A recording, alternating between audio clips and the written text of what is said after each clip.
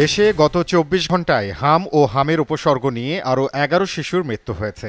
বিকেলে নিয়মিত প্রতিবেদনে তথ্য জানিয়েছে স্বাস্থ্য অধিদপ্তর। প্রতিবেদনের তথ্য মতে প্রাদুর্ভাব শুরুর পর থেকে এখন পর্যন্ত হামে আক্রান্ত হয়ে ৪২ জন শিশু মারা গেছে, আর হামের উপসর্গ নিয়ে প্রাণ হারিয়েছে ২০৯ জন শিশু।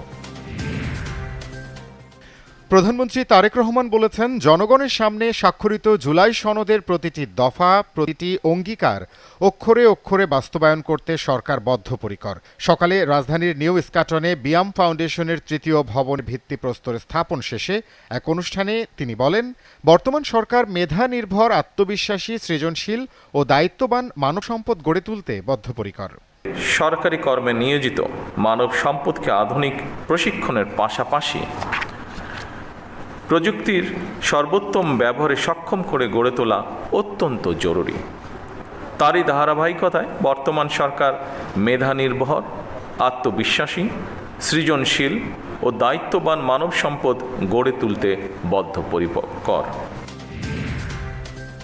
২০২৭ সালের এসএসসি ও সমমান পরীক্ষা চলতি বছরের ডিসেম্বরে অনুষ্ঠিত হবে বলে জানিয়েছেন শিক্ষামন্ত্রী ডক্টর এহসানুল হক মিলন। একই লক্ষ্যে ২০২৭ সালের এইচএসসি পরীক্ষাও এগিয়ে আনা হবে।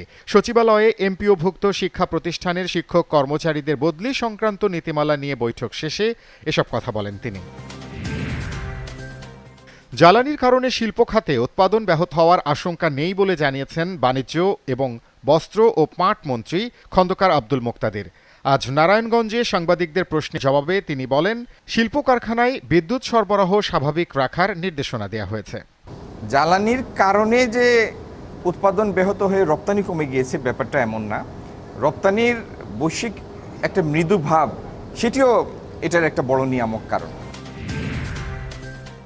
জ্বালানি তেলের মূল্যবৃদ্ধিতে আন্তর্জাতিক মুদ্রা তহবিল IMF এর কোনো চাপ নেই বলে জানিয়েছেন সড়ক পরিবহন মন্ত্রী শেখ রবিউল আলম। তিনি বলেন, সরকার সর্বোচ্চ চেষ্টা করেও বিকল্প কোনো উপায় না পেয়ে তেলের দাম সমন্বয়ের সিদ্ধান্ত নেয়। সকালে রাজধানীর মোহাম্মদপুরে এক অনুষ্ঠানে এসব কথা বলেন তিনি। এ সময় যানজট মুক্ত করতে প্রধান সড়কে সরকার অটোরিকশা নিষিদ্ধের সিদ্ধান্ত নিচ্ছে বলেও জানান তিনি।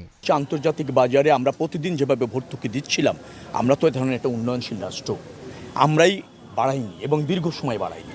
দাম বাড়ার পরও তার মানে হচ্ছে we tried hour level best. আগামী ২-১ দিনের মধ্যেই রাজধানীর ফুটপাত দখলমুক্ত করতে বড় ধরনের উচ্ছেদ অভিযান চালানো হবে বলে জানিয়েছেন ঢাকা দক্ষিণ সিটি কর্পোরেশনের প্রশাসক আব্দুস সালাম। তবে ফুটপাতের ব্যবসায়ীদের বিকল্প জায়গার ব্যবস্থা করা হবে বলেও জানান তিনি। সকালে ধানমন্ডি লেক সহ ১৫ নম্বর ওয়ার্ড এলাকায় বিশেষ পরিচ্ছন্নতা ও মশক নিধন কার্যক্রমের উদ্বোধন শেষে তিনি কথা বলেন।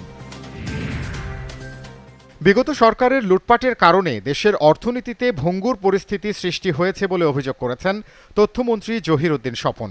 জাতীয় প্রেস ক্লাবে ইউরোপে জনশক্তি রপ্তানি সংক্রান্ত সেমিনারে একথা বলেন তিনি। মন্ত্রী বলেন, অতীতের ভুল থেকে শিক্ষা নিয়ে ভবিষ্যৎ পরিকল্পনা নির্ধারণ করতে চায় সরকার। এ সময় কক্সবাজার সহ দেশের পর্যটন স্পটগুলোকে আন্তর্জাতিক মানের করা হবে বলেও জানান মন্ত্রী। দুর্বল আওয়ামী লীগ হয়ে ওঠাই বিএনপির নিয়তি বলে মন্তব্য করেছেন জামায়াতের আমির ডাক্তার শফিকুর রহমান। জুলাই শহীদ পরিবার ও যোদ্ধাদের সমাবেশে তিনি আরও বলেন, গণরায় বাস্তবায়ন না হলে দেশ স্বৈরাচার মুক্ত হবে না। সমাবেশে এনসিপির আহ্বায়ক নাহিদ ইসলাম বলেন, সংস্কার প্রশ্নে আগের অবস্থান অস্বীকার করে বিভিন্ন কার্ড দিয়ে জনগণের মন ভোলানোর চেষ্টা করছে বিএনপি। তারা দাবি করেন ৫১% মানুষ তাদেরকে ভোট দিয়েছে। আরেকটা ভোটে জনগণ ৭০ গণভোটে হা বলেছে। তারা ৫১% মানেন, কিন্তু ৭০% মানেন না। এটা লজ্জার, এটা দুঃখের। ওই ৭০%-এর রায় যেদিন বাস্তবায়ন হবে, বাংলাদেশ থেকে সত্যিকার অর্থে সেদিনই স্বৈরতন্ত্র বা ফ্যাসিবাদ বিদায় নেবে। যুক্তরাষ্ট্রের ফ্লোরিডা অঙ্গরাজ্যে নিখোঁজ বাংলাদেশি শিক্ষার্থী নাহিদা সুলতানা বৃষ্টি আর বেঁচে নেই। সামাজিক যোগাযোগ মাধ্যমে এক পোস্টে এমনটাই জানিয়েছেন নাহিদার ভাই জাহিদ হাসান প্রান্ত। তবে তার মরদেহ এখনও পাওয়া যায়নি। এর আগে শুক্রবার নিখোঁজ আরেক শিক্ষার্থী জামিল আহমেদ লিমনের ক্ষতবিক্ষত মরদেহ উদ্ধার করেছে ফ্লোরিডার স্থানীয় পুলিশ। ১৭ এপ্রিল নিখোঁজ হন লিমন ও বৃষ্টি। দুজনই ইউনিভার্সিটি অব সাউথ ফ্লোরিডার পিএইচডি শিক্ষার্থী।